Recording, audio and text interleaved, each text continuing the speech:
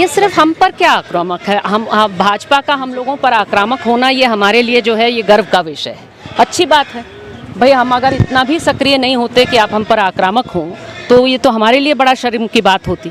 हमारा मानना है कि देखिए ये कुल मिलाकर हम पर इसलिए आक्रामक हैं क्योंकि संविधान के पक्ष में और देश के गरीबों के पक्ष में हम खड़े हैं।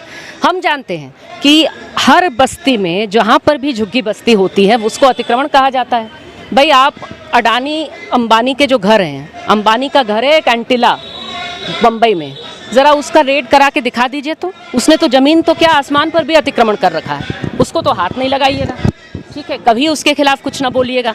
तो जो अमीर हैं उनके घरों पर कभी बुलडोज़र नहीं चलते, गरीबों के घरों पे चलते हैं। और आज वो गरीबों को हिंदू मुस्लिम में बांट रहे हैं। पहले मुसलमानों का घर खाली करेंगे, फिर गिराएंगे, फिर दलितों का घर गिराएंगे, परसों जो है वो अन्य गरीबों का गिराएंगे। तो इस मंशा को समझ करके गरीबों को एकजुट होकर के बुलडोज़र राज के खिलाफ खड़ा होना होगा, मुसलमानों के पक्ष में खड़ा होना होगा, और ये ज़रूर होगा। और भाकपा माले और जो वाम दल हैं बिल्कुल हम लोग तैयार हैं, तैनात हैं इस काम को करने के लिए। इस अराजकता पर प्रधानमंत्री कुछ नहीं बोलते हैं, नौकर साहब उनको पत्र लिखते हैं, उसके बावजूद भी वो कुछ नहीं बोलते हैं, तो इसके पीछे क्या है, वो बोल क्यों नहीं रहे हैं? दरअसल बोल रहे हैं और सुनने वालों को वो सुनाई दे रहा है। इसको कहते हैं डॉग विसल, जो है कुत्तों के कान बड़े तेज़ होते हैं ना, तो इंग्लिश में कहा जाता है डॉग विसल। तो ऐसा विसल दो जो सिर्फ कुत्ते को सुनाई दे, दूसरों को ना दे। इसका मतलब होता है कि हमारी राजनीति से जो इत्तेफाक रखने वाले लोग हैं उनको हम इशारा दे रहे हैं, वो इशारा सुनाई दे रहा है। वो इशारा क्या है भाई? मोदी ने और अमित शाह ने दोनों ने मिल करके भारत के मुसलमानों से कहा कि आप बांग्लादेशी हो, ठीक है, दीमक कह दिया अमित शाह ने। वो क्या था? उसी को सुन करके असम में बुलडोज़र चले। पहले हम याद रखते हैं भाई, वामपंथी लोग जल्दी भूलते नहीं हैं, हमने पूरा जो है हिसाब बना रखा है। असम में चले बुलडोज़र, मुसलमानों के, गरीब मुसलमानों को ये कह करके कि तुम बांग्लादेशी हो, तुम्हारा अतिक्रमण करेंगे। रोहिंग्या शब्द को उन्होंने गाली बना दिया। रोहिंग्या जो शरणार्थी हैं, जिनके पास कुछ नहीं है, भगाया गया है, उनके पास किसी देश की नागरिकता नहीं है बेचारे, उनको जो है कुछ हज़ार लोग, मुश्किल से 10,000 लोग होंगे भारत में, उनको जो है आप शरणार्थी का नाम को गाली बना रहे हैं, मुसलमानों को कह रहे हैं। जो बांग्ला भाषी मुस्लिम है भारत में, उसको आप बांग्लादेशी कह रहे हो और भगाने की बात कर रहे हो। तो ये जो भाषा है ये सीधा मोदी शाह से आता है, और इसीलिए उनकी चुप्पी नहीं है, उनका वो ग्रीन सिग्नल है, वो ग्रीन सिग्नल फ्लैश कर रहा है उनके लोगों को, और वो ये कर रहे हैं।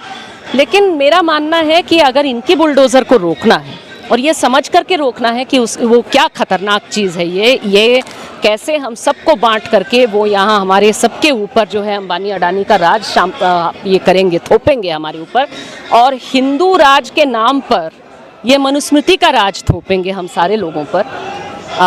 तो इसके खिलाफ हम सबको बोलना होगा, और ख़ास करके देश के जो गरीब उत्पीड़ित लोग हैं, जो उत्पीड़न क्या है जानते हैं, गरीब के घर पर बुलडोज़र चलता है तो क्या हाल होता है जानते हैं, उन सबको खड़े होना होगा कि आज आप मुसलमानों पर अकेले जो चलाने की बात कर रहे हैं, बुलडोज़र को एक सिंबल बना दे रहे हैं कि मुस्लिम विरोध का मतलब बुलडोज़र मतलब हंसने लगी है कि है मुस्लिम का घर गिर रहा है, मुस्लिम का दुकान गिर रहा है। इस शर्मनाक चीज़ के खिलाफ हर नागरिक को अपने अंदर झांक करके बोलना होगा। मैम, दिल्ली में आम आदमी पार्टी की सरकार है, तो जैसे आपने कहा कि बीजेपी उनको बांग्लादेशी कह रही है, तो आम आदमी पार्टी वाले भी बीजेपी को बांग्लादेशी कह रहे हैं, हालांकि उनका विधायक भी वहाँ से जीता हुआ है। बिल्कुल ये शर्मनाक बात है। आम आदमी पार्टी जो है इस मामले में अपनी जो मंशा है, वो जो दिखा रही है, जिस मंशा की नुमाइश कर रही है, वो बहुत ही गलत है, बहुत ही ख़राब है। बुलडोज़र चलने में भी PWD जो आम आदमी पार्टी के साथ है, ये MCD के साथ, NDMC के साथ खड़ा रहा, ये बिल्कुल गलत है। और जो भाषा ये बोल रहे हैं कि दंगों के लिए बांग्लादेशी और रोहिंग्या जिम्मेदार हैं, और भाजपा वालों ने ही बसा रखा है बांग्लादेशी रोहिंग्या को। क्या भाषा है ये? दंगों के लिए कहाँ बांग्लादेशी जिम्मेदार है? दंगों के लिए कहाँ जो है रोहिंग्या जिम्मेदार हैं बेचारे? दंगों के लिए जो लोग जुलूस प्रदर्शन में कह रहे हैं कि भाई गाली देते हुए, मुस्लिम के लिए गाली का शब्द यूज़ करके कि काटे जाएंगे तो राम राम चिल्लाएंगे, भारत में रहना होगा तो राम राम कहना होगा, हमारी अदालत इनके लिए क्यों लक्ष्मण रेखा नहीं खींच रही? उमर खालिद आलोचना कर रहे हैं प्रधानमंत्री का भाषण को, जुमला बोल रहे हैं, तो उनके लिए खींच रहा है लक्ष्मण रेखा, इसके लिए क्यों नहीं? और आम आदमी पार्टी इस पर क्यों नहीं बोल रही? तो ये बिल्कुल आम आदमी पार्टी की सरकार का मैं तो कहती हूँ कि एकदम माने शर्म में डूब मरने का समय है आम आदमी पार्टी के लिए, कि ये सोचते हैं जो काम कर रहे हैं ये दरअसल दिमागी भ्रष्टाचार है, ये आइडिया के लेवल पर भ्रष्टाचार है जो कर रही है। हनुमान चालीसा को लेकर आजकल बहुत बवाल हो रहा है देश में। कोई कह रहा है चौराहे पे पड़ेंगे, कोई कह रहा है मुख्यमंत्री के दरवाजे पे, तो कोई कह रहा है कि मस्जिद के सामने। कैसे नहीं, देखते मेरा हैं? मानना है कि देखिए, जो भी कोई धर्म है, जो धर्म को मानता है, वो कुछ अपने भीतर अपने बारे में समझने के लिए उसे मानता है, अपने को बेहतर करने के लिए उसे मानता है। जो भी किसी धर्म को मानता है, किसी भी आइडिया को मानने वाला, मैं किसी धर्म को नहीं मानती, लेकिन मैं जिस भी मैं विचारधारा को मानती हूँ, तो मेरे लिए वो कोई धर्म नहीं है। हम चाहते हैं कि मार्क्सवाद हो, देश का संविधान हो, उसे समझ करके मैं खुद को बेहतर करूँ ना।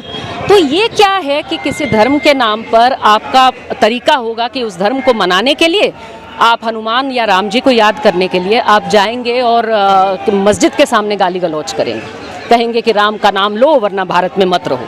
ये बिल्कुल ही गलत चीज़ है। और इसमें साहिद लुधियानवी की जो सुंदर गीत था, जिसमें उन्होंने भारत के पार्टीशन पर लिखा था कि जिस राम के नाम पर माने घर टूटे, जिस राम के नाम पर किसी के लाज छीनी जाए, उस राम का माने आप क्या समझते हैं कि आप उसका सम्मान कर रहे हैं?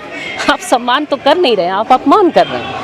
तो ये बिल्कुल बहुत ही ख़राब, बहुत ही गलत चीज़ है, जिसका विरोध हर व्यक्ति को और ख़ास करके हर सच्चे दिल से हिंदू को विरोध करना चाहिए।